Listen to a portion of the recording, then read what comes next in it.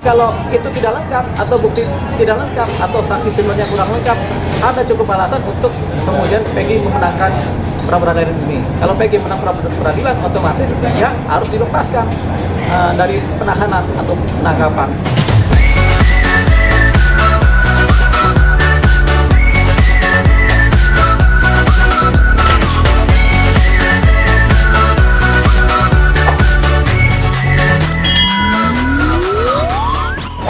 Ya, jadi perkara pra-peradilan dari Peggy pada hari ini dilakukan, tapi kemudian tergugat yaitu pihak Polda Jawa Barat itu tidak hadir. Bagi saya itu sih persoalan biasa-biasa saja, gitu kan, nggak mesti harus hadir di hari sidang pertama. Jadi di sidang berikutnya ya bisa jadi hadir kan gitu. Nah, tanggapan saya adalah mungkin pihak Polda Jawa Barat berhati-hati dalam menyikapi gugatan ini, gugatan pra-peradilan. Mungkin mereka ambil waktu lebih seminggu dulu untuk menyiapkan apa-apa yang menjadi bahan-bahan mereka untuk menangkis gugatannya dari pra-peradilan dari Peggy, dari pengacara Peggy ya. Jadi mereka ambillah seminggu. Itu pertama, itu pandangan baik kita. Atau mereka mungkin secara administrasi belum siap membuat surat kuasa. Itu paling sederhana, artinya karena surat kuasa belum siap, terus siapa yang nanti akan menjadi pembela Polda Jawa Barat juga belum siap, jadi mereka mungkin berhati-hati mundur 1 minggu. Memang kalau pra-peradilan kan, pra-peradilan ini adalah peradilan dengan acara singkat, cuma 7 hari. Jadi kalau mereka masuk sekarang pun tiba-tiba digugat dadar-dadar sementara bukti-bukti mereka yang mereka siapkan belum kuat, malah membahayakan buat posisinya Polda Jawa Barat. Makanya ya tampaknya mereka mundur 1 minggu nih. Tapi 1 minggu ke depan, yaitu tanggal 1 Juli, ketika mereka sendiri tidak hadir, nah ini beresiko nanti Polda Jabar akan bisa kalah nih dalam gugatan pra-peradilan. Makanya tampaknya di minggu depan mereka hadir, setelah ditunda 1 minggu, di minggu depan mereka hadir dengan bukti-bukti yang lebih siap, sehingga mereka akan bertempur secara baik melawan pihaknya pengacaranya Peggy. Nah, kalau mereka nggak hadir, berbahaya. Kalau mereka hadir, ya berarti mereka akan bertahan. Ini adalah resiko kalau seandainya pra-peradilan itu pihak Polda Jawa Barat kalah. Kalau mereka kalah, yang harus dipertaruhkan sebenarnya walaupun biasa ya, kalah menang biasa, tapi ini karena sudah menjadi intensi dan atensi masyarakat Indonesia dan menjadi fokus perkara ini, kalau mereka kalah, itu berbahaya buat kredibilitas dari Polda Jawa Barat. Pada khususnya juga berpengaruh terhadap kredibilitas atau kepercayaan publik terhadap institusi kepolisian. Gitu, makanya harapannya ya mereka jangan sampai kalah nih. Supaya apa? Supaya nanti dipertaruhkan lah. Tapi kita lihat nanti ujungnya bagaimana. Kalaupun nanti pihak Peggy menang, Peggy pasti dikeluarkan. Gitu. Nah, kita bersyukur Peggy dikeluarkan. Tapi kemudian yang dipertaruhkan adalah institusi polisi di Polda Jawa Barat. Tapi kalau Polda Jawa Barat menang, berarti kan nanti sampai sidang di pengadilan.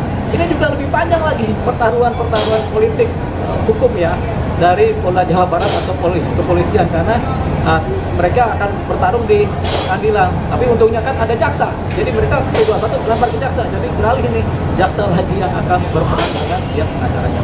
Bang, pandangan Abang terkait alat bukti yang masih lemah itu mungkin boleh beri sedikit komentar, Bang? Begini, ini perkara sudah 8 tahun yang lalu.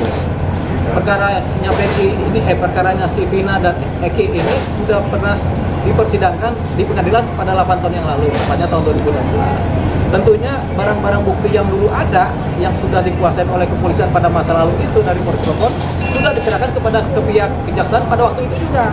Jadi barang-barang ini sudah diserahkan kepada pihak kejaksaan pada waktu itu, kemudian dipersidangkan, sehingga alat bukti ini ada di pihak kejaksaan. Nah, kemudian ketika masuk pengadilan, alat bukti ini kan masuk ke pengadilan sebagai barang bukti. Nah, setelah sidang dan diputus, tentunya alat bukti ini apakah masih di kejaksaan atau sudah dikembalikan lagi ke kepolisian. Pada umumnya, barang bukti itu nyangkut di kejaksaan, disimpan di jaksa. Baik pisau mungkin, baik alat pemukul mungkin, baik kayu mungkin, baik kendaraan mungkin, itu pasti sudah menjadi barang bukti di pengadilan sebelumnya. Nah, untuk kasus Peggy, tentunya alat bukti ini juga yang akan dipakai. Pertanyaannya adalah kita balik, sekarang di mana alat bukti tersebut? Kalau alat bukti tersebut kemudian ada di polisian lagi, syukur. Cuman kan bagaimana membuktikan alat bukti itu yang dipakai oleh Peggy? siapa yang menyaksikannya? Nah, kan ini juga lemah, begitu. Jadi banyak sekali kelemahan dalam pembuktian. Makanya ini adalah perkara yang kelamaan, yang 8 tahun yang lalu, sehingga sudah benar-benar sumir deh. Makanya banyak yang bilang ini perkara kacau gitu, gara-gara film. Tapi nggak apa-apa, kita lihat ke depannya bagaimana. Yang jelas, pandangan saya pribadi bahwasanya alat bukti ini lemah. Lemah kenapa?